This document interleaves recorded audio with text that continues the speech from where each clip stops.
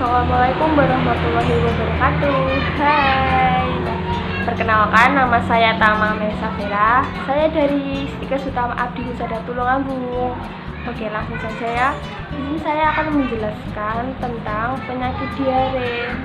Mungkin penyakit diare ini sering dialami oleh semua kalangan, baik anak-anak, remaja, bahkan orang dewasa, bahkan pun lansia juga bisa. Tetapi sesungguhnya banyak orang yang meremehkan tentang penyakit ini. Penyakit ini dapat menyebabkan kematian kalau tidak ditangani dengan benar. Oke, sekarang memasuki penyebab diare. Penyebab diare ada dua faktor, yaitu faktor intrinsik dan faktor ekstrinsik. Apa saja sih faktor intrinsik itu?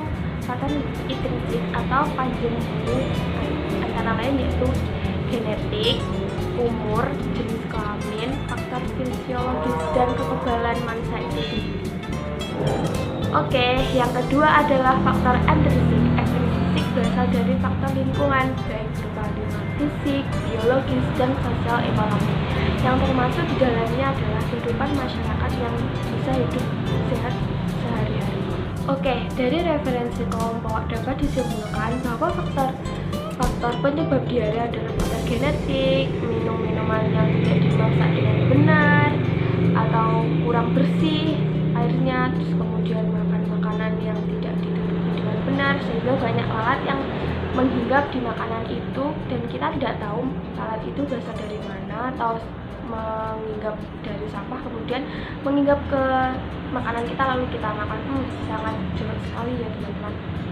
Kemudian banyak memakan makanan dengan pewarna sangat berlebihan. Mungkin ini adalah enak bagi kita, tapi sebenarnya tidak sehat untuk tubuh kita dan dapat menyebabkan timbulnya diare. Kemudian berak di sembarangan tempat. Semoga teman-teman di sini paham dari penjelasan saya mengenai penyebab-penyebab diare. Kemudian selanjutnya yang saya akan jelaskan yaitu gejala-gejala diare. Nah, tanda dan gejala diare adalah mual, muntah, panas, suhu tubuh kita pun meningkat menjadi panas, dan bahkan kita tidak bisa makan atau tidak nafsu makan sama sekali, atau mungkin cairan tubuh kita menjadi cair mengandung darah dan lendir. Sangat mengerikan ya. Nah, kalau kita tidak nafsu makan dan kita tidak nafsu minum, terus kita lemas, tubuh kita tuh akan kehilangan cairan. Padahal cairan itu sangat penting untuk nutrisi otak kita. Oke, saya di sini akan menjelaskan lagi tentang bahaya diare. Apa aja sih bahaya diare itu? Nah, apa aja sih penyebab diare? Penyebab diare antara lain adalah zat-zat yang di dalam tubuh kita akan hilang, terus kita tidak akan nafsu makan dan minum, sehingga cairan dalam tubuh kita tuh akan hilang. Karena cairan itu sangat penting untuk tubuh kita agar tubuh kita tidak mengalami dehidrasi. Nah, kalau tubuh kita kekurangan cairan, bahkan sampai kehadiran cairan benar-benar habis, itu akan berbuah fatal, yaitu bisa mengakibatkan kematian. Oke, jangan takut. Diare itu sebenarnya jadi cegah dan ada obatnya.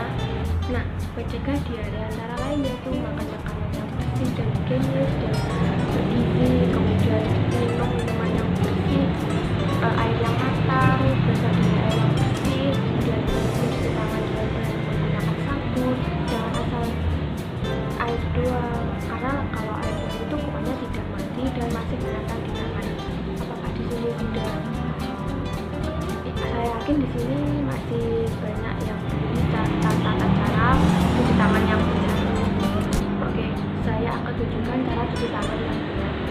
Cuci tangan yang benar, langkah pertama adalah basahi tangan dengan air, kemudian kasih sabun secukupnya, terus gosok-gosok telapak tangan, ulus-ulus tangan,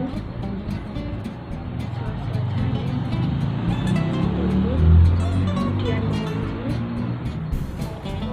Setelah mengunci, jari dari atas ke bawah, lakukan perhatian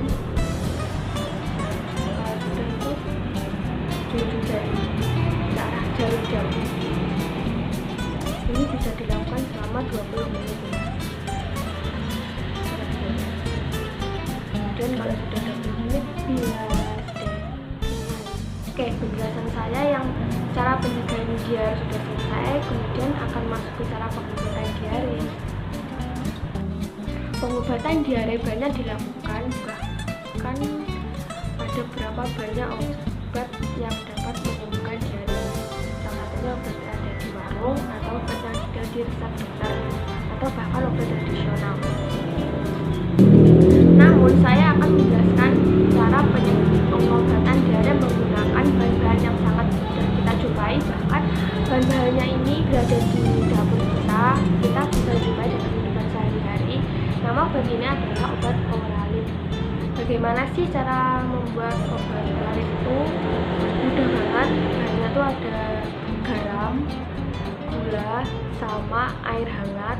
Nah, takaran gula ini sebanyak 1 sendok makan munjung, kemudian kalau garam 1/4 sendok teh, kalau air hangat ini 1 gelas dingin, kemudian airnya ini harus hangat.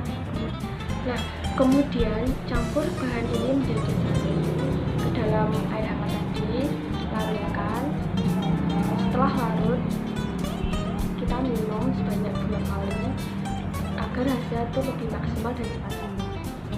Nah, itu tadi penjelasan saya mengenai penyakit diare. Mungkin penjelasan saya masih ada yang kurang. Saya mohon maaf karena saya di sini juga masih belajar.